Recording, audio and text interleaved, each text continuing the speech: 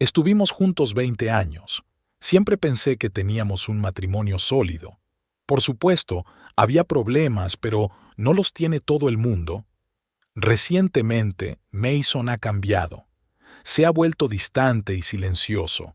Yo lo achacaba a su trabajo, a su taller y a la perpetua falta de pedidos.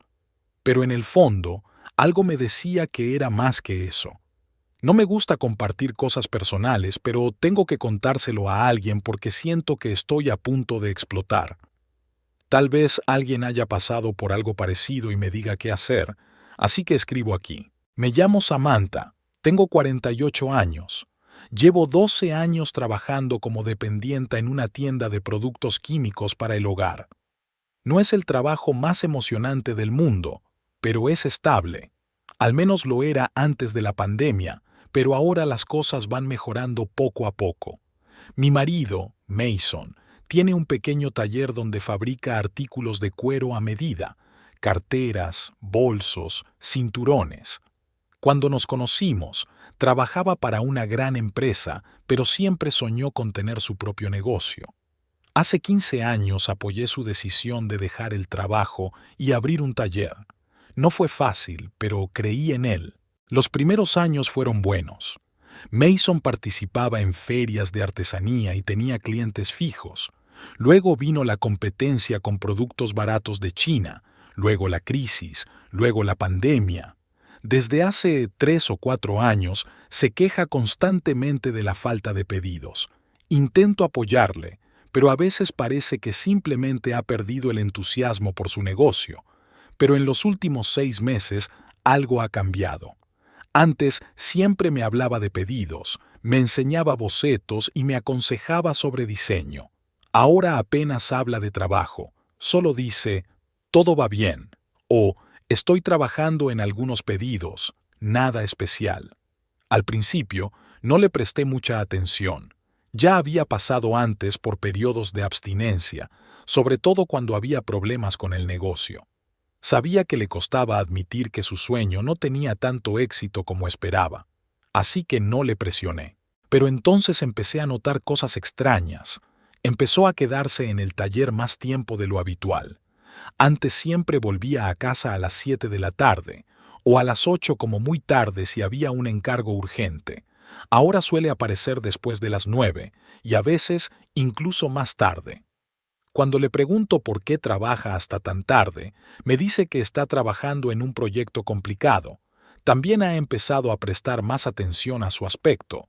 No, nunca ha sido desaliñado, pero tampoco se preocupaba mucho por su ropa.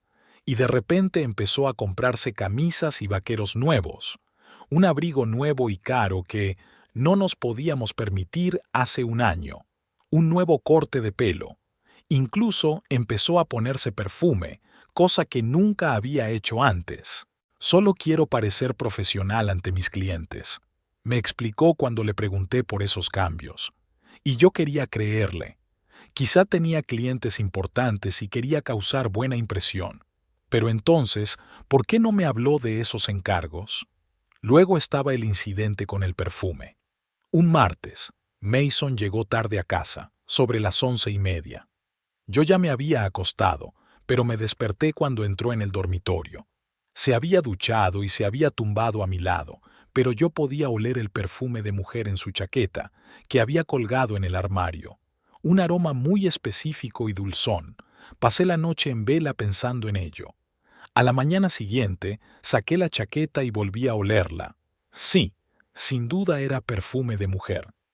Le pregunté directamente, ¿de qué estás hablando? Puso cara de perplejidad. El olor de tu chaqueta, perfume de mujer. Ah, eso. Una clienta lo salpicó por accidente. Se estaba probando el bolso, me abrazó de alegría y me salpicó. Lo dijo tan tranquilamente, como si fuera la cosa más ordinaria del mundo. Y luego se puso a trabajar. Y yo me quedé con la sensación de que algo iba mal. Trabajo con diferentes marcas de productos químicos domésticos y cosméticos, así que sé cómo huelen los perfumes después de una rociada accidental y cómo huelen cuando se han utilizado muy cerca unos de otros. No fue un contacto accidental. Después de aquella conversación, empecé a fijarme más. Pequeños detalles que antes simplemente habría pasado por alto ahora se sumaban a una imagen inquietante. Empezó a venir más a menudo los fines de semana. Revisaba constantemente su teléfono y salía para contestar llamadas. Un día le vi cambiar rápidamente la expresión de una sonrisa a otra seria cuando se dio cuenta de que le miraba. Lo que más me preocupa no es ni siquiera la sospecha de otra mujer, sino el hecho de que se haya distanciado emocionalmente. Antes hablábamos de todo, del trabajo, de política, de las películas que veíamos, de los planes de futuro. Ahora nuestras conversaciones se reducen a temas cotidianos. ¿Qué comprar en la tienda? ¿A quién llamar para reparar la lavadora? ¿Cuándo fue la última vez que pagamos las facturas de los servicios? Ayer intenté iniciar una conversación sobre las vacaciones de verano. Normalmente empezamos a planearlas con antelación. El año pasado no fuimos a ningún sitio por culpa de la pandemia, así que este año esperaba que pudiéramos ir a algún sitio, al menos una semana, pero reaccionó de forma extraña. No sé si podré coger vacaciones en verano, puede que haya muchos encargos.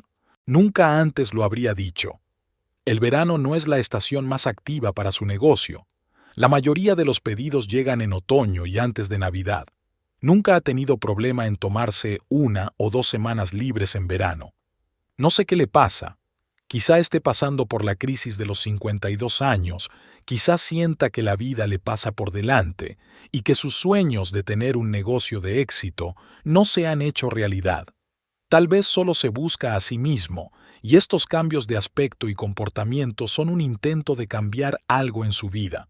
Pero hay otra explicación que me da miedo considerar. ¿Y si ha conocido a otra mujer?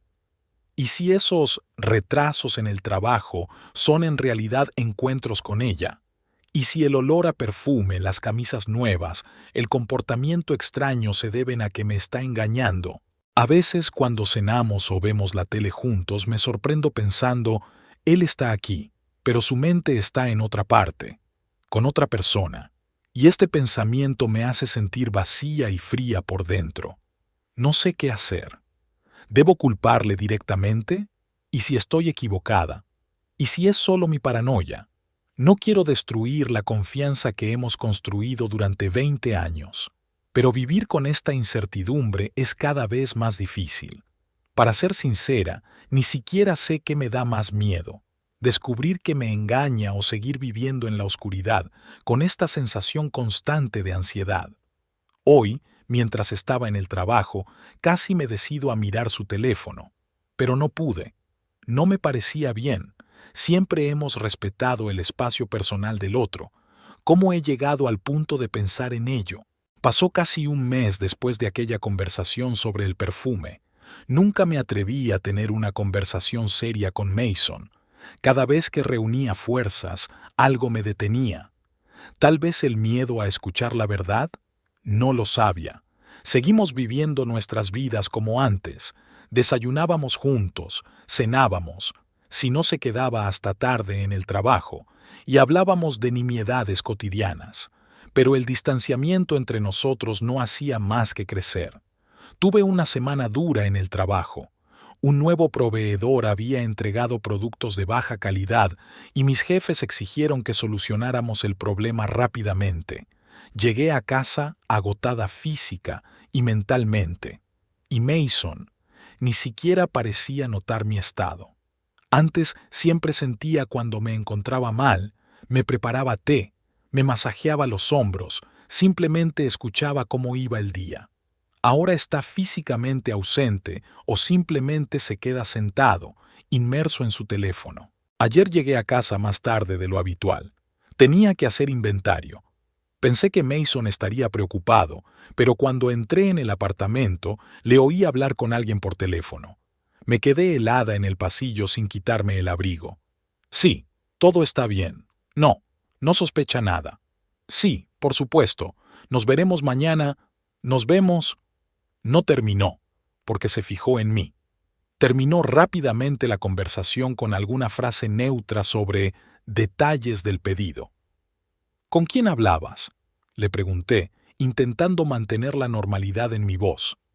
Sobre un nuevo pedido, respondió, pero sus ojos huyeron de mi mirada. Me entraron ganas de gritar. No me mientas. He oído lo que has dicho. Pero no dije nada. ¿De qué serviría? Se inventaría otra mentira. La semana pasada, por fin me decidí a mirar los extractos de nuestras tarjetas de crédito conjuntas. No les había prestado mucha atención antes. Mason siempre había sido frugal y discutíamos todas las compras importantes. Resultó que durante los últimos 3 meses había estado gastando dinero regularmente en un restaurante llamado Amber. Nunca había estado allí. También había gastos en una joyería, pagos pequeños pero regulares a una empresa cuyo nombre no me decía nada. Todo esto estaba fuera de sus gastos habituales. No lo cuestioné en ese momento.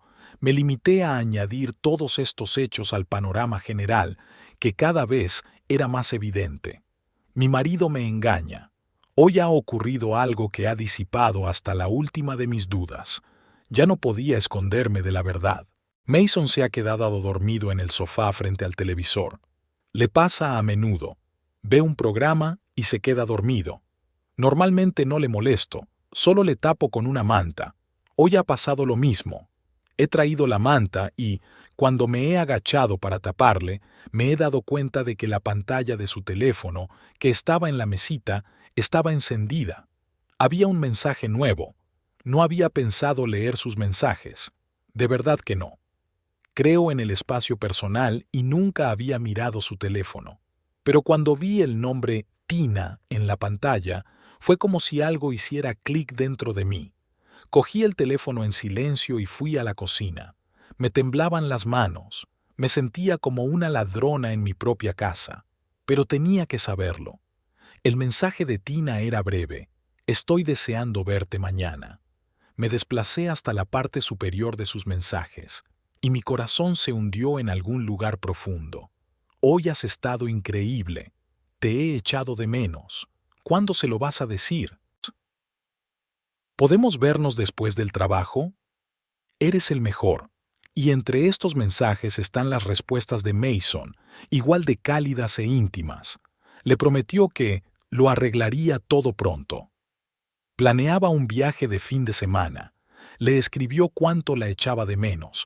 Me envió corazones. Nunca me había enviado corazones. Ni siquiera sabía que sabía enviarlos.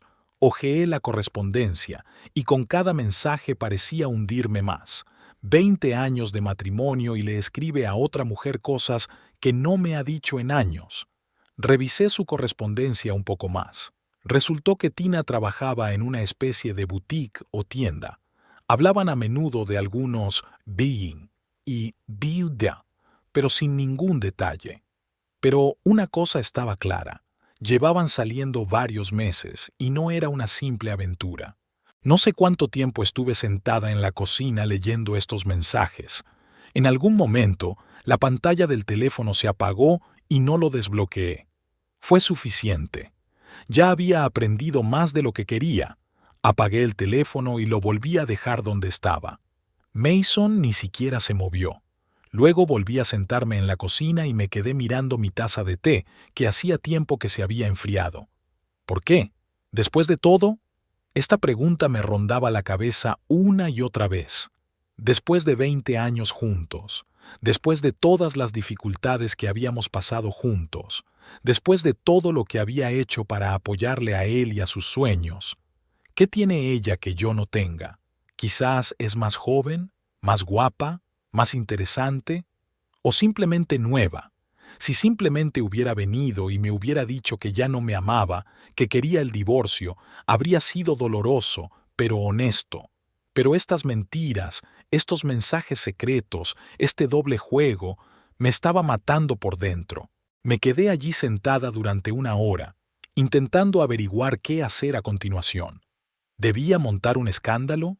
¿Empacaba mis cosas y me iba? ¿Fingir que no sabía nada? Ninguna de las opciones parecía correcta. Entonces recordé cómo nos conocimos Mason y yo. Fue en una exposición de artesanía. Enseguida me fijé en sus manos, tan fuertes, pero delicadas al mismo tiempo cuando trabajaba el cuero. Me hizo un pequeño llavero de regalo, sencillo, pero con un gran sentido del material. Aún lo conservo, aunque el cuero se agrieta de vez en cuando. Recordé cómo pasamos juntos la muerte de mi madre, cómo me cogió de la mano en el funeral y me ayudó a organizar todo el papeleo cuando yo estaba demasiado afligida para pensar en esas cosas. Recordé cómo le apoyé cuando su negocio estuvo a punto de quebrar durante la crisis de 2008. Cómo ahorramos en todo para que pudiera seguir haciendo lo que le gustaba. 20 años de recuerdos, felices, tristes, ordinarios.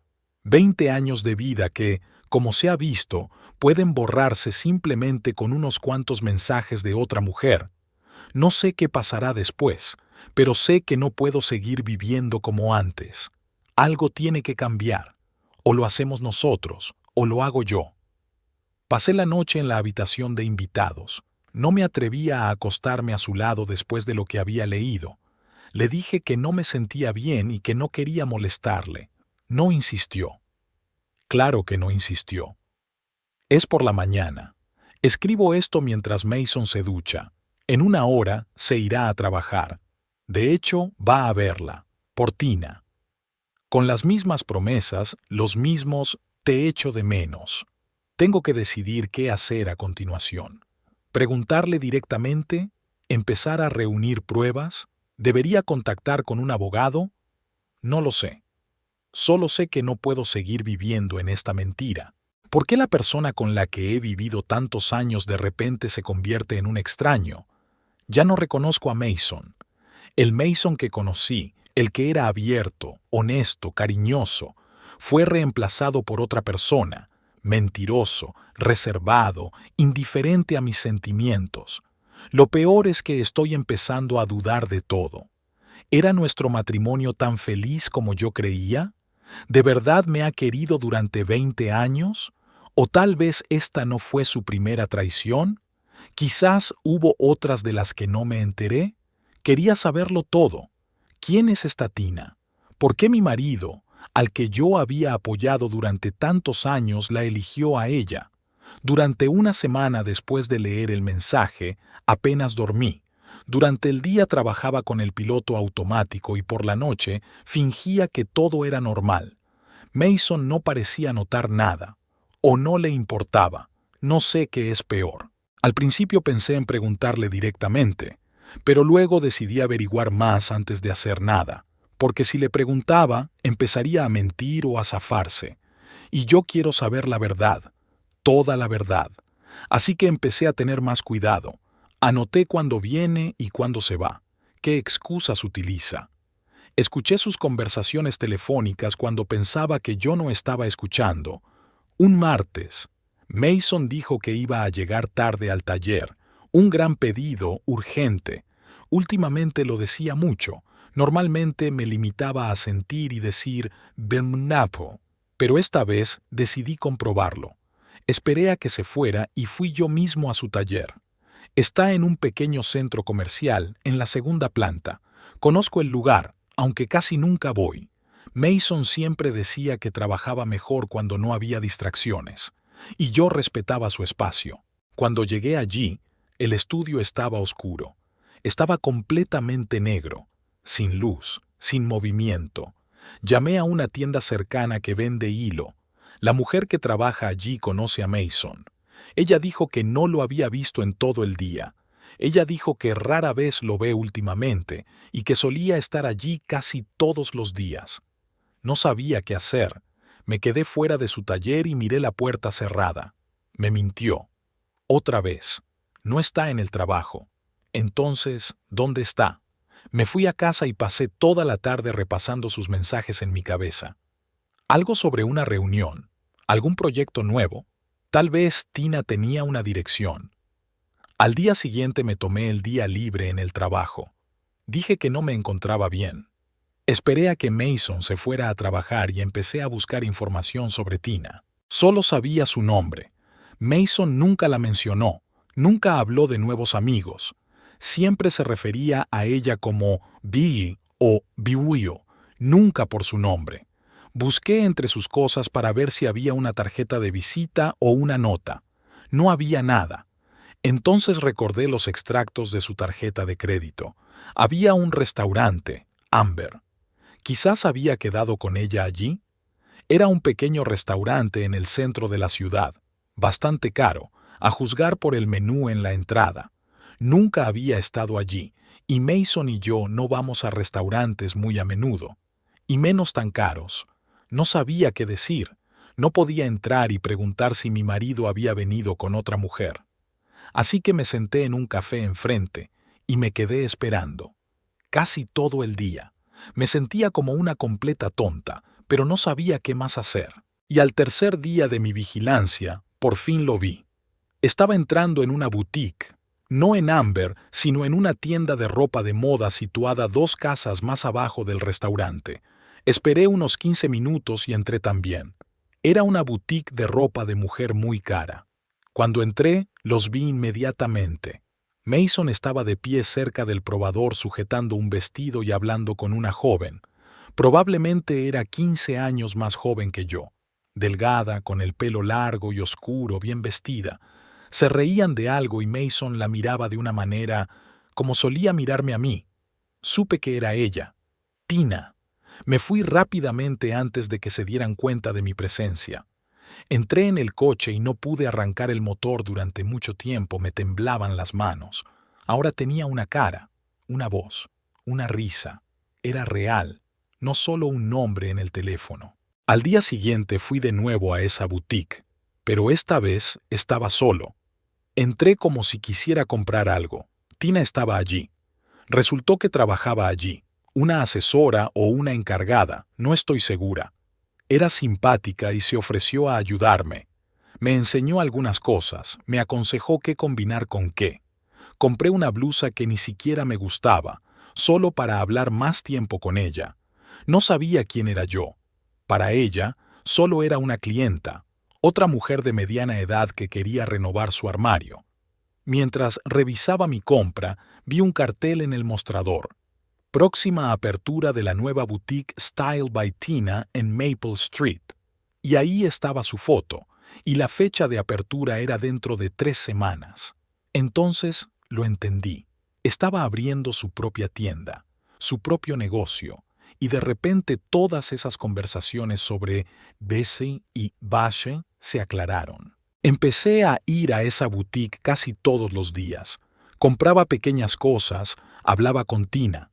Incluso se acordó de mí, diciendo, «Oh, tú otra vez, ¿qué te parece esa blusa? ¿Te queda bien?» Y yo asentía y fingía que me encantaba ir de compras.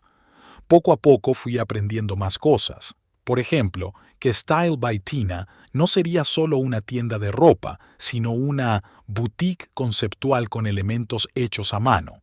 Que hacía tiempo que soñaba con tener su propio negocio, que ella misma diseña algunos de los modelos. Un día entré y me fijé en un bolso de piel que había en el mostrador. Era un trabajo muy bonito. Se notaba enseguida la mano de un artesano. Reconocía las costuras, los detalles. Era obra de Mason. «Es un bolso precioso», dije señalándolo. «Oh, gracias», respondió Tina con orgullo. «Es exclusivo de mi nueva boutique. Lo hace mi amigo. Tiene mucho talento». «Amigo», dijo. Así es como ella le llama. Pedí ver el bolso más de cerca. Lo cogí y percibí el familiar olor a cuero y cera que Mason utiliza para el acabado de sus productos. Dentro estaba su marca, un pequeño MC Leather en relieve. Mason Carter, mi marido. Tina habló de la bolsa, de cómo estaban planeando toda una línea de accesorios. Nosotros, dijo, no O'Gill, sino Pisum. Como si ya fueran una pareja, una familia, socios. Empecé a preguntarle por su nueva boutique. ¿Dónde estaría? ¿Qué vendería? Me lo contó con entusiasmo. Dijo que era un sueño hecho realidad. Lo peor fue cuando mencionó que tenía mucha suerte de tener un inversor. Él creyó en mí cuando nadie más lo hacía, dijo, con los ojos brillantes. Sin él, no habría pasado nada. Sentí que se me cortaba la respiración. ¿Un inversor? ¿Qué dinero? Mason no tiene dinero extra. Tenemos algunos ahorros, pero no lo suficiente para invertir en el negocio de otra persona. Llevamos años ahorrando para reparar la casa para nuestra vejez. Entonces empecé a vigilar más de cerca nuestras cuentas, y me di cuenta de que hace unos meses Mason retiró una gran suma de nuestra cuenta conjunta. Dijo que era para materiales para un gran pedido. No lo comprobé. Confié en él.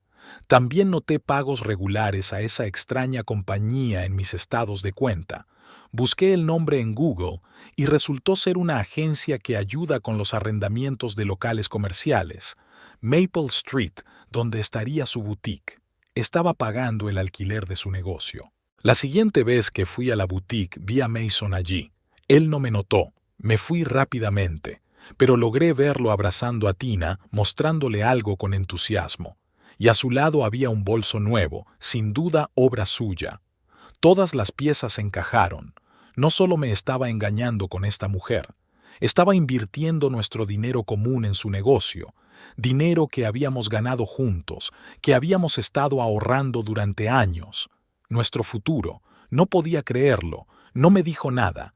No que estaba viendo a otra mujer, ni que estaba invirtiendo nuestro dinero en sus sueños, ni que estaba haciendo cosas para ella en su taller, el taller que le ayudé a abrir cuando apoyé su deseo de dejar su trabajo estable para montar su propio negocio. Y todo este tiempo llegó a casa, me miró a los ojos y mintió. Sobre todo, estaba planeando una nueva vida con otra mujer y yo no tenía ni idea. Fui a la calle Maple. Encontré la tienda que pronto se convertiría en su boutique. Aún estaba en proceso de renovación. En el escaparate ya estaba el mismo cartel. Próxima apertura. Y al lado había una foto de Tina, tan feliz, tan segura de sí misma. Y todo por mi dinero. Me quedé mirando el escaparate. Su foto, su sueño, que mi marido decidió cumplir en lugar de nuestros sueños comunes. Y algo dentro de mí pareció romperse. Durante 20 años había estado a su lado. Durante 20 años le apoyé, su negocio, sus aficiones. Y él cambió todo esto tan fácilmente por una joven con ambiciones de abrir su propia boutique. No sabía qué hacer. Quería gritar, llorar, romper la ventana. Pero me quedé allí mirando. Luego me fui a casa y esperé. Esperando a que viniera y empezara a mentir de nuevo sobre dónde estaba y qué estaba haciendo. No podía soportarlo más, pero tampoco sabía cómo pararlo. Intenté recordar cuándo se había estropeado todo, cuándo nuestro matrimonio se convirtió en esto, quizás cuando su negocio empezó a decaer. Quizás se sentía fracasado conmigo y ella le hacía sentirse necesitado, exitoso. Quizá yo estaba demasiado centrada en mi trabajo y no me di cuenta de que él era infeliz. Pero ¿justifica eso que mintiera? ¿Justifica eso que cogiera nuestro dinero, mi dinero también, y lo invirtiera en el negocio de su amante, sin mi conocimiento, sin mi consentimiento? Pasé varios días observándoles, observando su bill. Descubrí que planeaban abrir en 3 semanas, que ya habían encargado mercancía y contratado personal. Veía a Mason llevándola en su coche a la futura tienda. Estaban discutiendo algo juntos, riendo. Parecía tan feliz, tan vivo. Había olvidado la última vez que lo vi así. Y todo este tiempo pensaba, ¿qué debo hacer? ¿Cómo puedo detener esto? ¿Cómo puedo recuperar mi vida, mi dinero, mi dignidad? Sabía una cosa. No iba a dejar que él y esa mujer me quitaran todo lo que había construido a lo largo de los años. Si quería irse, que lo hiciera, pero no con mi dinero. No trabajé todos estos años para pagar el negocio de su nueva novia. Tenía que idear un plan, y empecé a trazarlo. Hacía una semana que me había enterado de la boutique de Tina y de la implicación de Mason en este babio. Todos los días fingía que no sabía nada, que todo iba bien.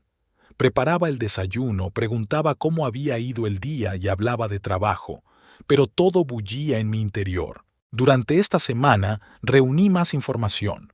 La inauguración de la boutique estaba prevista para dentro de 2 semanas. Ya habían enviado las invitaciones, encargado el buffet y contratado a un fotógrafo. Me enteré porque Dio oía a Mason hablar por teléfono. Salió al balcón para hablar, pero no cerró la puerta del todo. Todos los días, después del trabajo, iba a Maple Street a ver los preparativos de la inauguración. A veces veía allí a Mason y Tina juntos.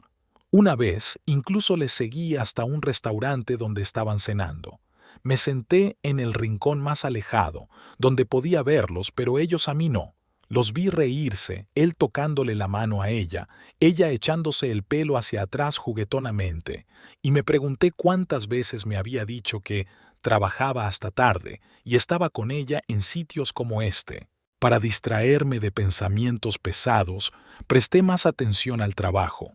Allí me enteré por una compañera de que se abría una nueva boutique de moda en Maple Street.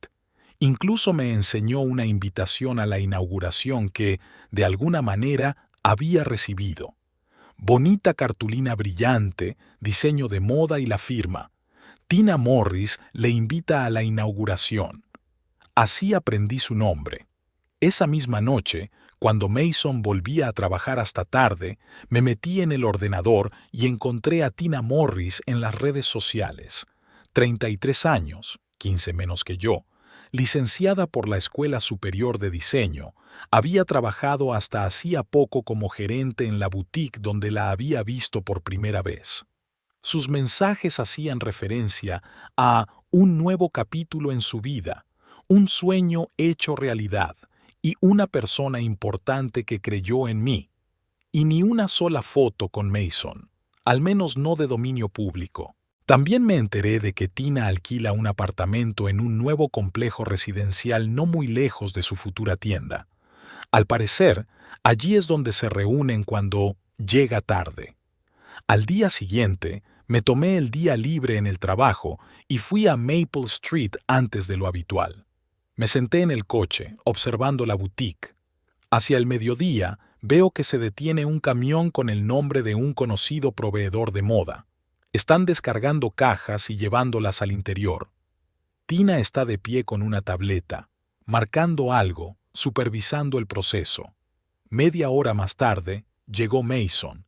Siempre venía cuando estaba Ayopio libre de trabajo en el taller. Por supuesto, no había trabajo en el estudio, lo comprobé. Solo pasaba los días con ella, ayudando con la boutique. Decidí acercarme para oír de qué hablaban. Me puse gafas de sol y un sombrero. No los llevo a menudo, así que había una pequeña posibilidad de que Mason me reconociera a distancia. Y fui a una cafetería que había enfrente de la boutique. Tomé un café y me senté en una mesa de fuera. Pronto salieron de la boutique y se dirigieron también a la cafetería. Bajé la cabeza y fingí leer algo en el móvil, pero en realidad estaba escuchando. Tina estaba entusiasmada y hablaba rápido. El proveedor no ha traído toda la mercancía. Dice que el resto llegará dentro de una semana, y la inauguración es dentro de 10 días. ¿Qué vamos a hacer? Mason la tranquiliza. No te preocupes.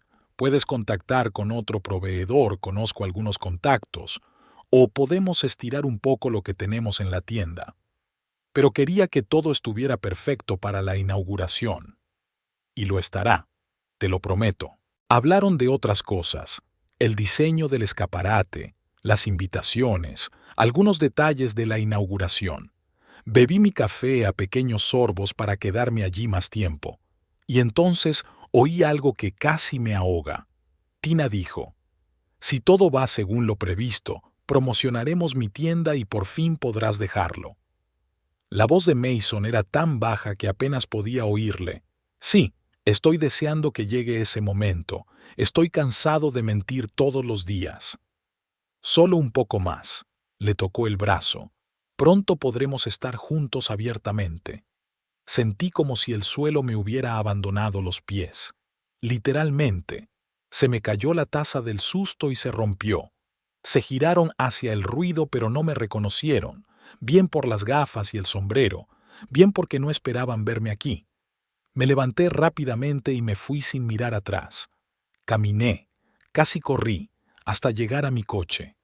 Entré, y por fin me permití sentir la amargura de la traición. Mason no solo me engañaba, invirtió nuestros ahorros familiares en el negocio de otra mujer, el dinero que habíamos estado ahorrando para reparaciones, para el futuro, y planeaba dejarme tan pronto como el negocio estuviera en pie. Por fin podrás dejarlo todo, dijo, dejarme a mí, nuestra casa, nuestra vida. Me enfadé, no con él, sino conmigo misma, por estar ciega durante tantos años, por creer sus mentiras, por no darme cuenta de las señales obvias.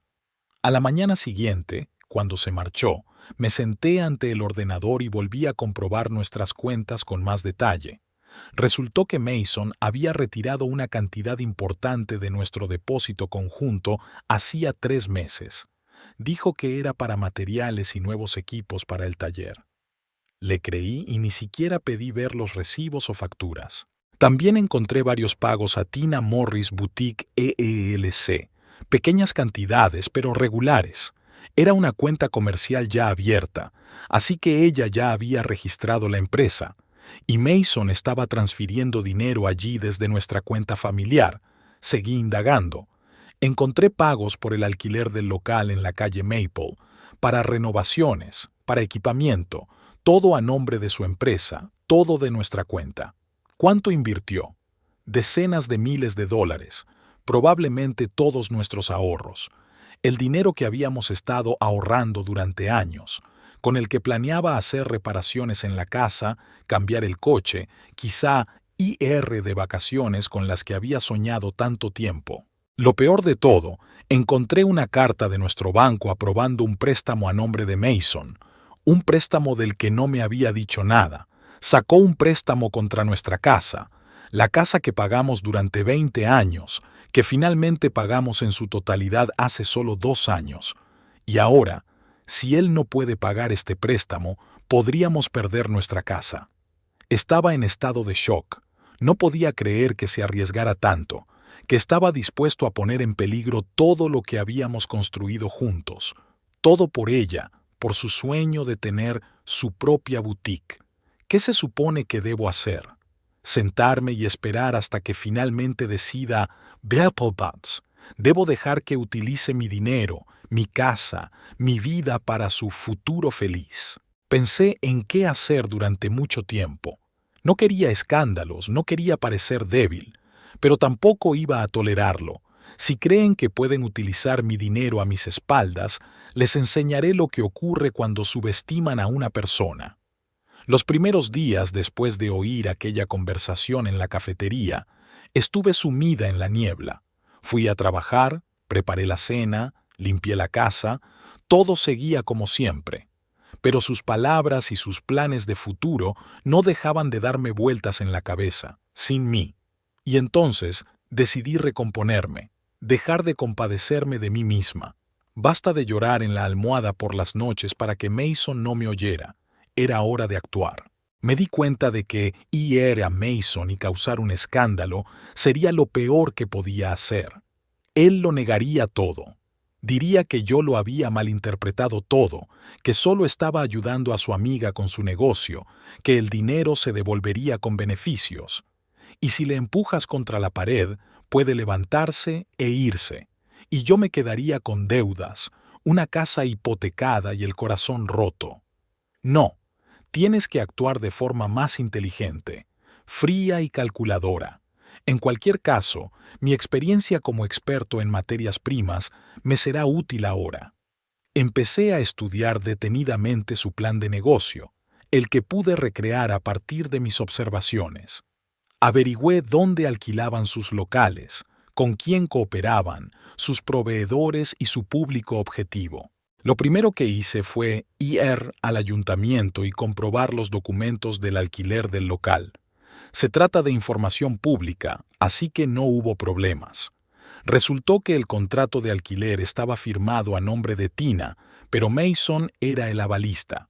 Es decir, que si ella no podía pagar el alquiler, lo pagaría él. Y de hecho, él y yo pagaríamos, de nuestro dinero conjunto. También descubrí que tienen varios proveedores, uno con ropa importada cara, otro con accesorios y el tercero con cosméticos y perfumes. Todos los productos son premium, para clientes adinerados, ambicioso, por no decir otra cosa. Y entonces vi el primer problema con su plan de negocio. La tienda está situada en un barrio de clase media. No hay gente que pueda permitirse comprar regularmente ropa de diseño por varios cientos de dólares. Claro que hay gente adinerada, pero son pocos y suelen ir a los centros comerciales del centro de la ciudad o hacer pedidos por Internet. Tina no parece haber hecho mucho análisis de mercado. Eligió este local porque el alquiler era relativamente barato y el espacio es bonito, con grandes escaparates. ¿Pero vendrán clientes? Lo dudo. El segundo problema es la competencia. En el centro comercial que hay a 2 manzanas hay una gran tienda de una conocida cadena con productos similares. Pueden permitirse precios más bajos debido al volumen. ¿Cómo va a competir Tina con ellos? No he encontrado respuesta a esta pregunta. El tercer problema es la financiación. A juzgar por la escala de la renovación, la cantidad de productos y el coste de la publicidad, necesitan más dinero del que Mason podría sacar de nuestros ahorros, incluso con un préstamo. Así que hay otros inversores o acreedores. ¿Quiénes son? ¿Cuánto esperan recuperar? ¿Y en qué términos? Todo apuntaba a que Tina no entendía muy bien de negocios. Pensaba que el dinero lo haría todo solo, que bastaba con abrir una tienda bonita, llenarla de cosas caras y los clientes vendrían, que los beneficios fluirían, y ella y Mason vivirían felices para siempre. Era ingenua, muy ingenuo. Decidí profundizar. Me tomé un día libre y fui a la oficina donde se registran los nuevos negocios. Encontré sus documentos. Tina Morris, Boutique LLC. La fundadora es Tina Morris, la única propietaria. Mason no figuraba oficialmente en ningún sitio. Es decir, invirtió nuestro dinero, pero legalmente no tenía derechos sobre el negocio. ¡Qué tonto! También encontré su solicitud de préstamo bancario. Lo solicitaron juntos, pero solo Mason obtuvo el préstamo, garantizado por nuestra casa. Tina no tenía suficiente historial de crédito o garantía. Una vez más, todos los riesgos estaban en nosotros, todos los beneficios potenciales en ella. Cuanto más aprendía, más me convencía de que no se trataba de un negocio bien pensado, sino de una aventura cara y arriesgada a mi costa. Decidí ir más allá. Me puse en contacto con la inmobiliaria comercial que alquilaba sus locales. Me presenté como asesora de Tina y le dije que la estaba ayudando con su plan de negocio. El director fue muy hablador y me contó muchas cosas interesantes. Por ejemplo, que en un principio Tina quería otro local, más caro y en un barrio mejor, pero no podía pagar el alquiler. Que el pago del alquiler del local actual llevaba ya 2 semanas de retraso. Que el contrato de alquiler tenía una cláusula de penalización por demora. También me puse en contacto con uno de los proveedores. Llamé y pregunté si trabajaban con la nueva boutique de la calle Maple. Resultó que sí, pero que había problemas con el pago. Tina ya ha retrasado un pago por adelantado del primer lote de mercancías. Esperaban una semana más y si no recibían el pago, cancelarían la entrega. Ya era grave. Ni siquiera habían abierto todavía y ya estaban endeudados. Y Mason no parece saberlo. O lo sabe, pero no me lo dice. De cualquier manera, la situación es peor de lo que pensaba. Decidí ir aún más lejos. Encontré la página de la boutique en las redes sociales. Ya había información sobre la apertura, fotos del futuro interior y algunos productos. Y contactos. Direcciones de correo electrónico para la comunicación. Creé un nuevo correo electrónico con un nombre ficticio y les escribí como si fuera una bloguera interesada en nuevas tiendas y quisiera hacer un reportaje sobre la apertura. Tina contestó casi de inmediato. Estaba muy contenta. Me invitó a la inauguración, me prometió descuentos y regalos. Le pregunté por el concepto de la tienda, su público objetivo y sus planes de futuro. De sus respuestas se desprende que ve su boutique como un lugar para la élite, para gente adinerada con un gusto exquisito. Quiere organizar desfiles de moda, clases magistrales y fiestas. Sueña con una red de tiendas de este tipo por toda la ciudad. Tiene grandes ambiciones, pero solo las respalda el dinero de otros y la ingenua creencia de que todo saldrá bien. Cada noche, cuando Mason llegaba a casa y contaba otra mentira sobre su día, yo sonreía y asentía, y pensaba en todo lo que había aprendido, sobre sus planes, sus problemas, sus deudas. Y poco a poco, un plan se fue formando en mi cabeza, un plan para protegerme a mí y a mi dinero, un plan para impedir que arruinaran mi vida tan fácilmente. Capítulo 6. El punto de apoyo. Decidí proceder con cautela. Aprovechando mi experiencia como comerciante, me puse en contacto con sus proveedores. Me presenté como cliente potencial y descubrí que Tina ya debía dinero a varios de ellos por retrasos en los pagos. La primera empresa con la que me reuní fue Eurostyle, el principal proveedor de ropa importada para la boutique de Tina. La conversación resultó informativa.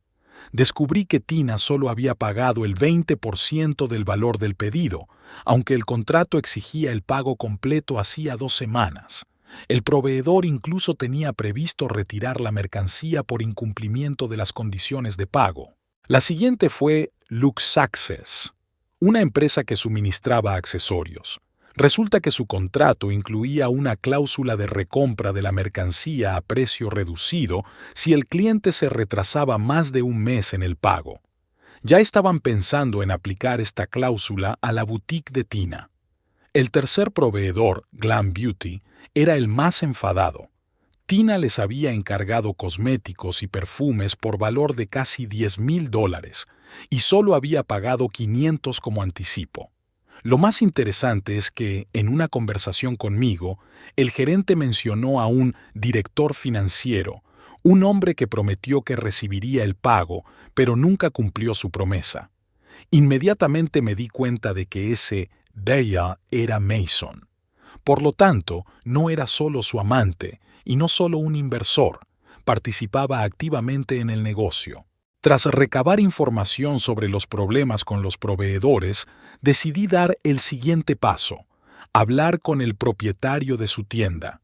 Para ello, me presenté como asesor de un bufete de abogados que protege los derechos de los inversores.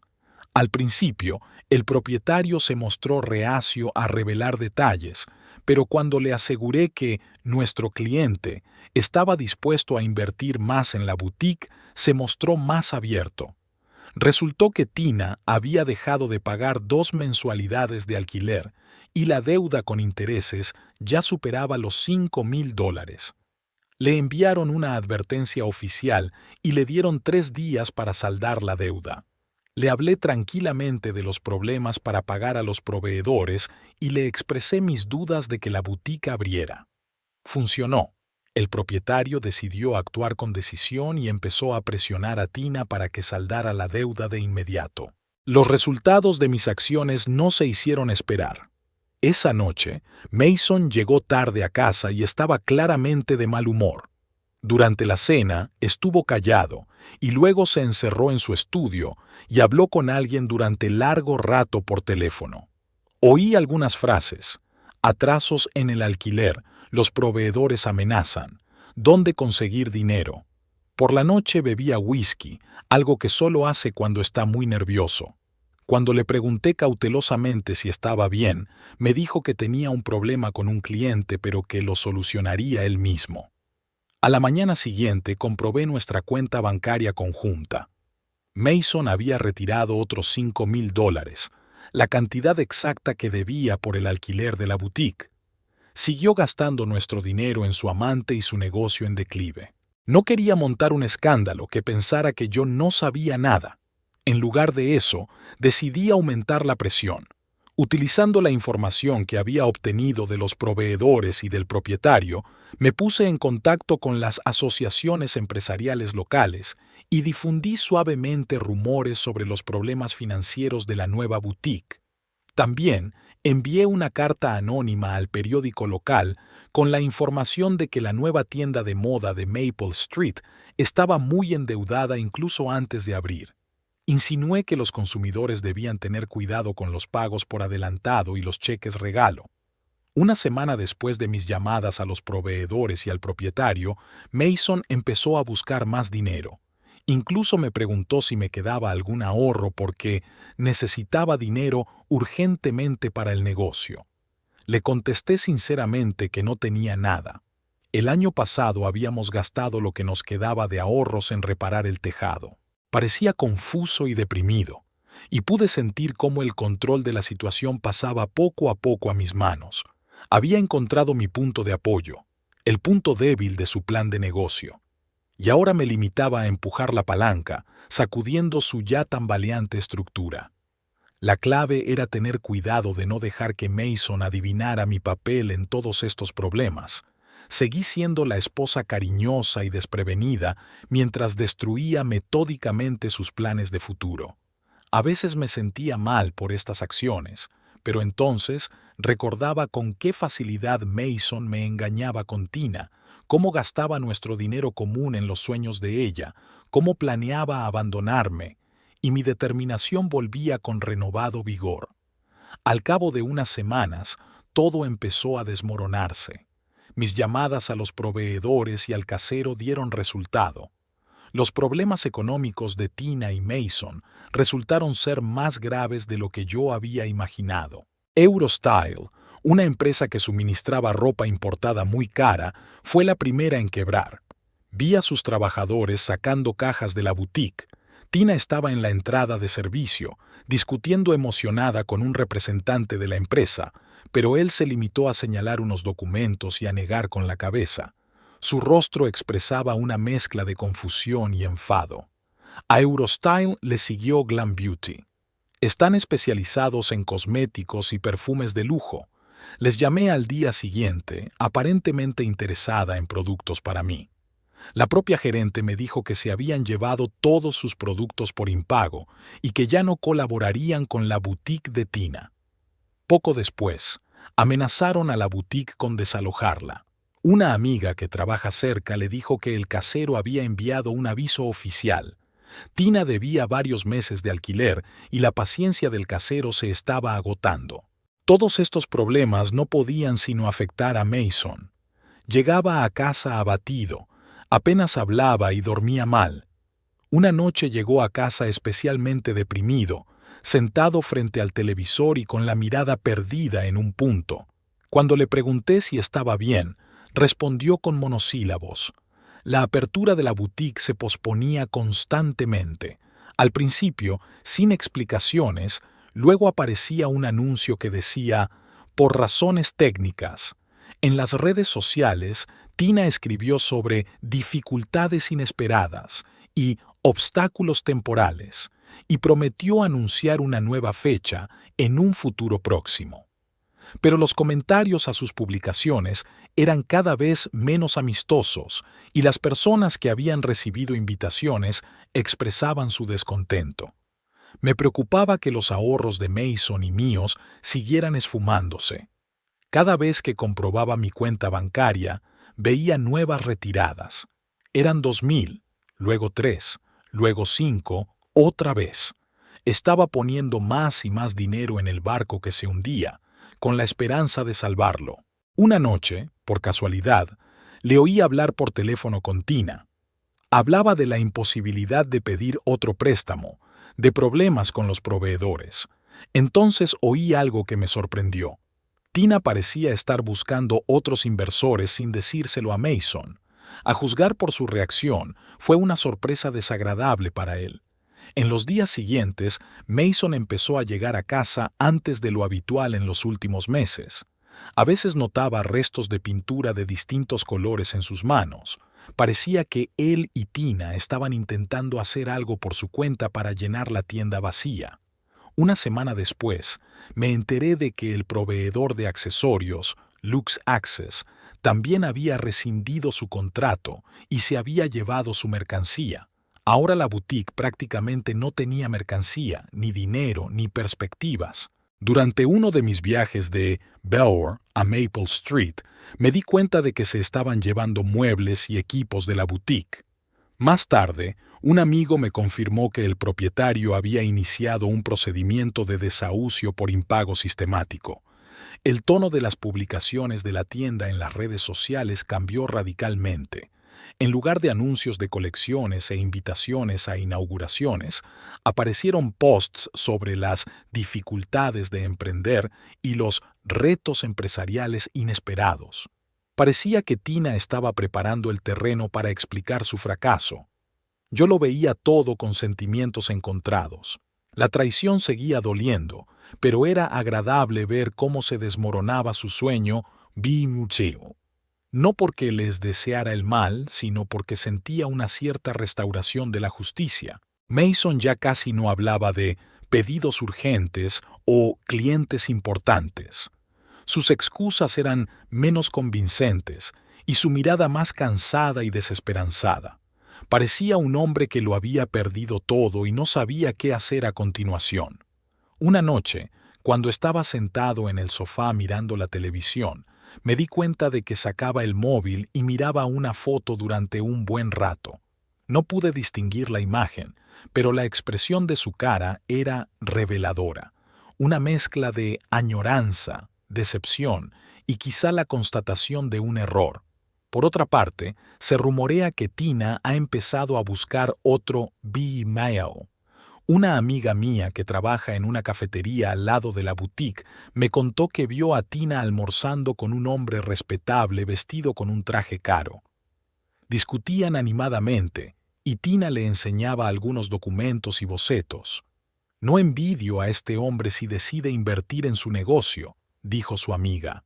«Todo se está desmoronando allí». Fui testigo mudo de este derrumbe. Ya no interfería, solo observaba. Me bastaba con saber que poco a poco se restablecía la justicia, aunque fuera a un coste tan alto para nuestra familia. Sabía que tarde o temprano llegaría el momento de la verdad. Ocurrió un martes por la noche, cuando unas nubes plomizas cubrieron el cielo y empezó a llover, una lluvia fuerte, fría y otoñal. Estaba preparando la cena, por costumbre, aunque no tenía apetito. Cuando la puerta se cerró de golpe, sentí inmediatamente que algo había sucedido. Algo grave. Mason entró, empapado, sin abrir siquiera el paraguas. Sus ojos estaban vacíos, ausentes. Se dirigió rápidamente al salón y se dejó caer pesadamente en el sofá. Intenté preguntarle qué le pasaba, aunque ya sabía la respuesta. Y entonces dijo la frase que llevaba semanas esperando. «Lo hemos perdido todo. La boutique no abría. El propietario canceló el contrato. Se quedó con la fianza. Los proveedores se negaron a trabajar. Todo el dinero se destinó a un proyecto que ahora se ha convertido en nada». Evitó mi mirada, hablando de sus ahorros perdidos, de una mala inversión, de cómo él y Tina, por primera vez dijo su nombre delante de mí, habían esperado tener éxito. Yo escuchaba en silencio, sin interrumpir, y entonces, por primera vez en meses, le miré directamente a los ojos y le dije que lo sabía todo, sobre el préstamo garantizado por nuestra casa, sobre sus planes, sobre el dinero que gastaban. Fue una sorpresa para él. Incluso tropezó con sus palabras. «¿Dónde?» empezó, pero no le dejé terminar. «Ni siquiera me preguntaste cuándo gastaste nuestro dinero en sus sueños», reprendí. «¿Por qué debería compadecerme de ti ahora?» Se quedó en silencio. Vi confusión en sus ojos, no remordimiento. No esperaba que yo lo supiera todo. Nuestra conversación saltó de tema en tema, sobre el préstamo que ahora tenía que devolver, sobre sus promesas de volver al trabajo activo en el taller y pagarlo de alguna manera, sobre Tina, que ya estaba buscando un nuevo inversor para su próximo proyecto empresarial. Todo sonaba patético. Sentí que la ira crecía en mi interior. Durante 20 años había confiado en este hombre. Durante 20 años apoyé todas sus iniciativas, todos sus sueños, y así me lo agradecía. Pedía en secreto un préstamo sobre la casa que compartíamos. Invertía dinero en los dudosos negocios de su B y ni siquiera tenía el valor de contármelo. Y entonces la conversación fue aún más lejos, hacia un terreno que ni siquiera había planeado abordar hoy. «¿Quizá ya has decidido ir con ella?», le pregunté, aludiendo a su relación. Y lo que sucedió a continuación me sorprendió. Parecía realmente sorprendido. «¿Por qué debería ir con ella?», preguntó. Y cuando le acusé directamente de tener una aventura con Tina, lo negó. Lo negó tan convincentemente que por un momento dudé de mis conclusiones. ¿Realmente me lo había inventado todo?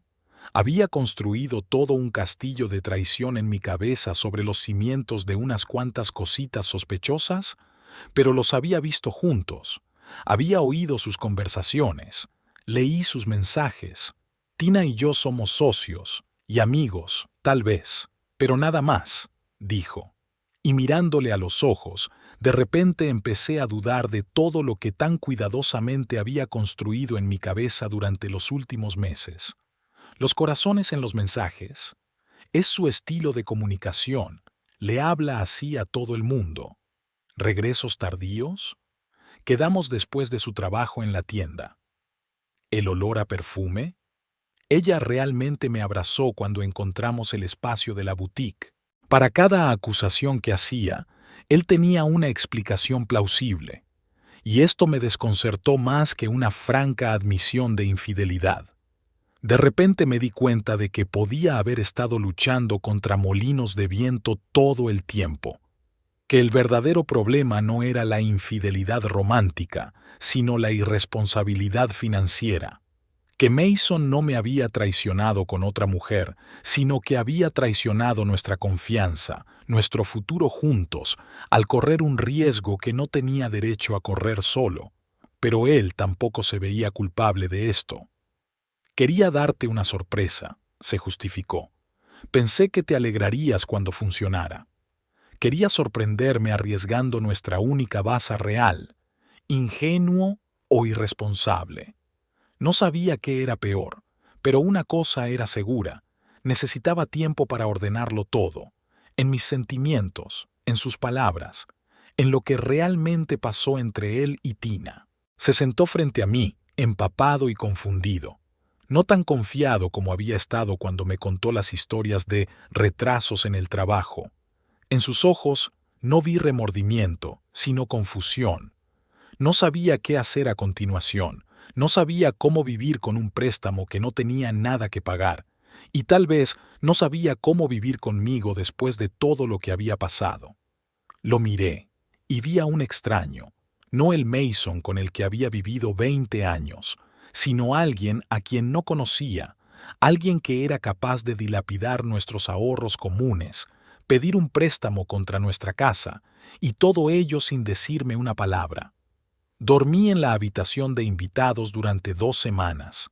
No me atrevía a tumbarme a su lado, a pesar de que él intentó varias veces hablar conmigo, disculparse, explicarme. Todas las mañanas me despertaba con una sensación de pesadez en el pecho, como si alguien me hubiera puesto una piedra allí, presionándome e impidiéndome respirar hondo. Mason intentó arreglarlo. Volvió al trabajo activo en el taller, aceptando encargos adicionales, trabajando incluso los fines de semana. Traía a casa todo el dinero y me lo daba para que lo gastara. Un día incluso me trajo un ramo de flores, algo que no había hecho en años. Pero estos gestos me parecían patéticos comparados con la magnitud de lo que había hecho. Apenas hablábamos durante la cena. Yo le preguntaba cómo le había ido el día y él respondía con frases cortas. Luego me preguntaba lo mismo, y yo también respondía con monosílabos. Ahora éramos como vecinos que tenían que compartir el mismo espacio, pero nada más. Un mes después de aquella conversación, tomé una decisión. Con calma, deliberadamente, sin emoción. Decidí marcharme, no porque le odiara, ni porque no pudiera perdonarle, sino porque me di cuenta de que ya no podíamos ser felices juntos. Había demasiada desconfianza, demasiados resentimientos no expresados. Le conté mi decisión durante el desayuno. No dramaticé, no hice una escena. Simplemente le dije que quería el divorcio y que ya me había puesto en contacto con un abogado. Mason no me creyó al principio. Luego empezó a pedirme que le diera una oportunidad. Prometió cambiar, consultarme más, ser franco. Dijo que me quería, que no quería perder a nuestra familia. Pero vi que detrás de esas palabras solo había miedo a quedarse solo con sus problemas, con un préstamo que pagar, con un taller que apenas se mantiene a flote, con la reputación de una persona que invirtió en un negocio fallido. Pero mi decisión era definitiva. Me merecía una vida mejor que la que él me ofrecía ahora, una vida en la que tendría que controlarle constantemente, desconfiar de él, dudar de cada una de sus palabras. Arreglamos el divorcio amistosamente. Mason no discutió los términos, no trató de esconderse ni de regatear. A decir verdad, no tenía nada que compartir tras el fracaso de su negocio. Yo me quedé con la casa y con los pocos ahorros que me quedaban en mi cuenta personal, que él no podía utilizar para invertir en la boutique. Se mudó a un pequeño apartamento no lejos de su taller. Siguió trabajando, intentando reconstruir su cartera de clientes. A veces me llamaba para preguntarme cómo estaba. Le contestaba cortés pero brevemente, sin la misma calidez. Tina, según supe por amigos comunes, se trasladó a otra ciudad. Allí intentó abrir una tienda de accesorios, pero volvió a fracasar. Mason ya no se comunicaba con ella, al menos eso decía, y yo no tenía ni ganas ni derecho a comprobarlo. Las primeras semanas después del divorcio fueron las más duras. Me despertaba por la noche con una sensación de vacío. Miraba la mitad vacía de la cama y no podía creer que 20 años de matrimonio hubieran terminado así. Me dolía, pero al mismo tiempo me sentía aliviada. Era como si me hubiera quitado de encima una pesada carga que llevaba años soportando sin darme cuenta. Ya no tenía que vivir con la angustia constante de que me ocultara algo. Ya no tenía que fingir que todo iba bien cuando todo se desmoronaba ante mis ojos. Poco a poco, empecé a redescubrirme. Había olvidado lo que era vivir para mí misma, no para otra persona. En los últimos años he estado tan centrada en apoyar a Mason, su negocio y sus necesidades que me he olvidado por completo de las mías. Empecé a dedicarme más tiempo a mí misma. Retomé mi antigua afición, pintar con acuarelas, que me encantaba pero que había abandonado por falta de tiempo. Me apunté a cursos de español, con lo que llevaba soñando muchos años. Empecé a ir a la piscina 3 veces por semana. También organicé por fin un pequeño viaje para el que siempre me había faltado tiempo, un fin de semana en una pequeña ciudad costera a 2 horas de nosotros. Fui sola, sin compañía. Durante 2 días me limité a pasear por el paseo marítimo, hacer fotos de la puesta de sol, comer helado y no pensar en nada serio. Fue tan sencillo y tan maravilloso ser yo misma, sin tener que cumplir las expectativas de nadie. Mi hermana me invitó a cenar y me insinuó suavemente que David, su compañero de trabajo, estaba divorciado y era un hombre muy agradable. Me negué educada pero firmemente a conocerle. No estaba segura de estar preparada para una nueva relación, y de si alguna vez lo estaría. En el trabajo me ofrecieron un pequeño ascenso, un puesto de experta en materias primas con un sueldo más alto, pero también más responsabilidad. Antes lo habría rechazado, por miedo a no poder hacer frente a la carga de trabajo adicional, a que me quitara tiempo para estar con mi familia. Ahora acepté sin dudarlo, y resulta que estoy haciendo un gran trabajo con mis nuevas responsabilidades. Mi experiencia y mi innata atención al detalle me convertían en la candidata perfecta para el puesto. Un día conocí a Mason por casualidad en un supermercado. Intercambiamos unas palabras. Parecía delgado y, en cierto modo, agotado. Me dijo que estaba pagando su préstamo, pero que le resultaba muy difícil. Me preguntó si podía verme de vez en cuando, solo como amigos. Le dije que aún no estaba preparado. Quizá en el futuro. Asintió con la cabeza, comprensivo.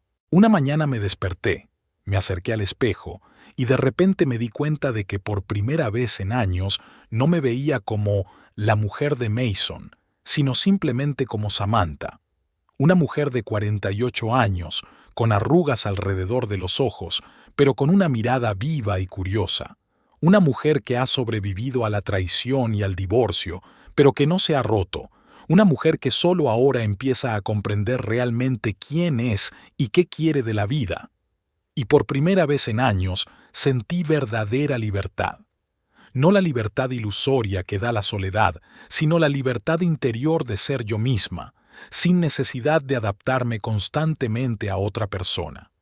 No sabía lo que me esperaba, quizá una nueva relación, tal vez una mayor promoción profesional, quizá nuevas aficiones y viajes, pero sabía una cosa: nunca dejaría que nadie me arrebatara mi nueva libertad. No permitiré que nadie me haga dudar de mí misma o de mis decisiones. Esta historia me enseñó una cosa importante: soy más fuerte de lo que pensaba. Ha pasado un año desde mi divorcio de Mason, un año lleno de cambios, descubrimientos y nuevos comienzos. A veces ha sido duro, pero nunca me he arrepentido de mi decisión. Hoy decidí hacer algo que no había hecho desde entonces: caminar por Maple Street, donde solía estar la boutique de Tina. No era un gesto simbólico ni un intento de rememorar el pasado. Simplemente había quedado con un cliente en una cafetería cercana y decidí pasear por una calle que me resultaba familiar. El espacio donde se suponía que estaba la boutique lo ocupaba ahora una pequeña librería. Era acogedora, con un escaparate repleto de libros infantiles y novelas de tapas brillantes. Ni rastro de Tina's Style, como si nunca hubiera existido. Me senté en un banco fuera de la cafetería donde vi a Tina por primera vez y pedí un café con leche. Era un día cálido y despejado. La gente pasaba, iba a lo suyo. Algunos iban deprisa al trabajo, otros paseaban a sus perros, madres jóvenes empujaban carritos de bebé. La vida transcurría con normalidad. Hace un año estaba sentada en este mismo banco con la sensación de que mi vida se desmoronaba. Escuchaba a escondidas las conversaciones de los demás, seguía la pista de mi marido y su amante, tramaba una venganza. Ahora lo veía todo desde otra perspectiva, sin resentimiento, sin ira, solo paz. No puedo decir que el camino hacia esta paz fuera fácil. En los primeros meses después del divorcio, a menudo me despertaba en mitad de la noche con una sensación de vacío. Lloraba mucho, pensaba mucho, a veces dudaba de mi decisión. Pero con el tiempo, el dolor se atenuó y conseguí algo que no había tenido en años: la libertad de ser yo misma, la libertad de tomar decisiones sin mirar a nadie más, la libertad de aprender, desarrollarme, cambiar. He progresado en el trabajo. Ahora soy subdirectora del departamento de compras.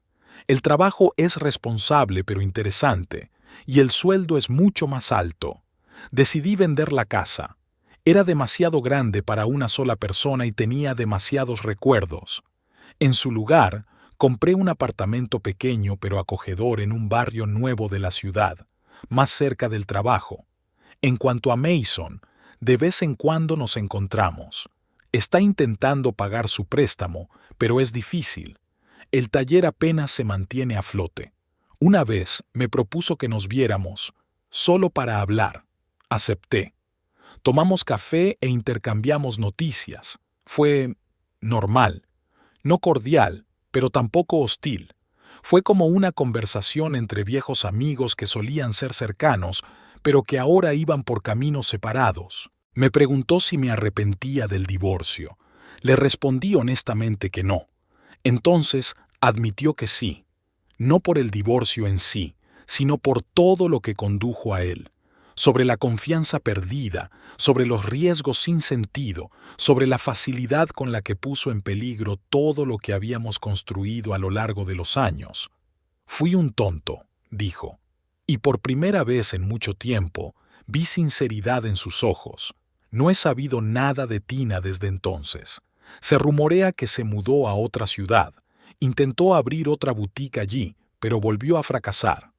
Y luego volvió a trabajar como asesora en una tienda de ropa, que es donde empezó. Quizá no era mala persona. Solo era otra soñadora que no se dio cuenta de que el éxito empresarial requiere algo más que entusiasmo y dinero ajeno.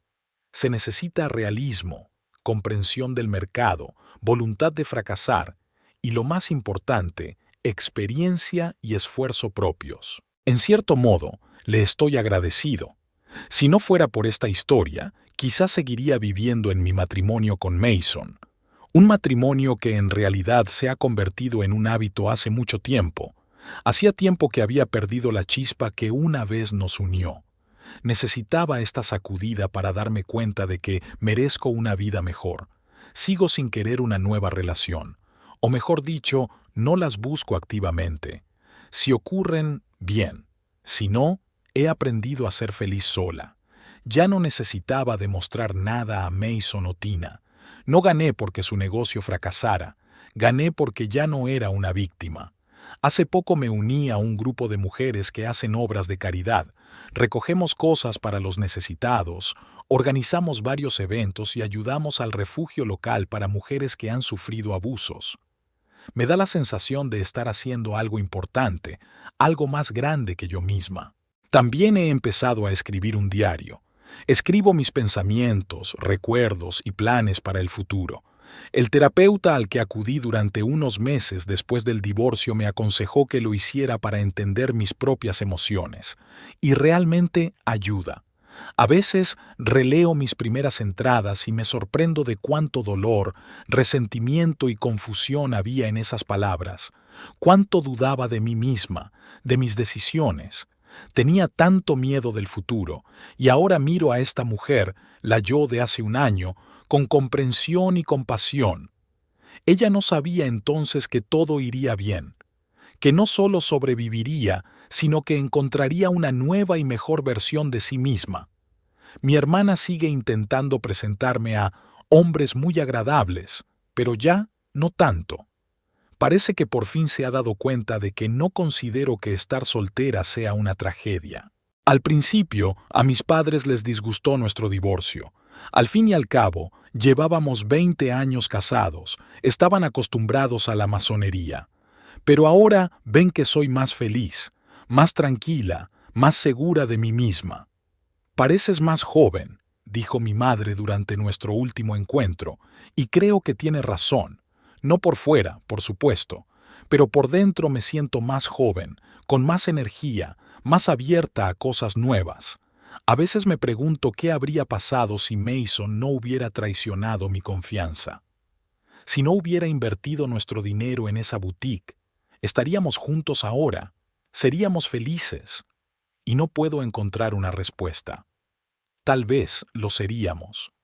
O quizá seguiríamos distanciándonos poco a poco, como suele ocurrir en los matrimonios largos en los que la gente vive más por inercia que por amor o pasión. Pero eso ya no importa. El pasado está en el pasado. Y espero con ilusión mi vida que de repente se ha vuelto tan rica e interesante. Mi amigo repite a menudo la frase: a veces tienes que perder a otra persona para volver a encontrarte a ti mismo. Antes no la entendía. Ahora la entiendo perfectamente. Cuando terminé mi café, me levanté y caminé por la calle. Tenía una reunión y luego planes para la noche, entradas para el teatro para una nueva obra de la que todo el mundo hablaba.